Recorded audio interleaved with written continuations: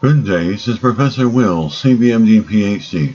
Today is Saturday, February 27, 2021. It is 12:23 and 12 seconds p.m. Eastern Standard Time.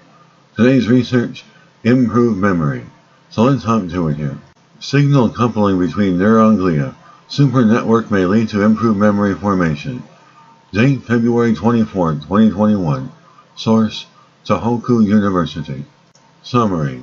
Scientists have revealed glia cells act as amplifiers for synaptic signals, and artificial control of the glia state could potentially be used for enhanced memory function of the brain.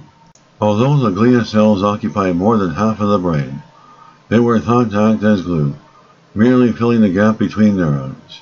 However, recent findings show that the concentration of intercellular ions in glia, such as calcium and proton, can fluctuate over time. Glial cells appear to have the capacity of coding information. However, the role of the added layer of signals encoded in the glial circuit has always been an enigma. Using patch clamp electrophysiology techniques and acute brain slices from mice, a research team showed that glial cells in the cerebellum react to excitatory transmitter glutamate released from synapses of neurons. The glial cells release additional glutamate in return. Therefore, these glial cells effectively function as excitatory signal amplifiers.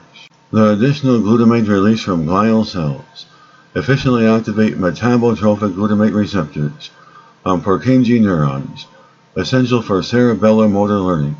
The amount of free-forward excitation was controlled by the intercellular pH of the glia cells. Depending on the state of our mind, the same experience could become a lasting memory or could fade away.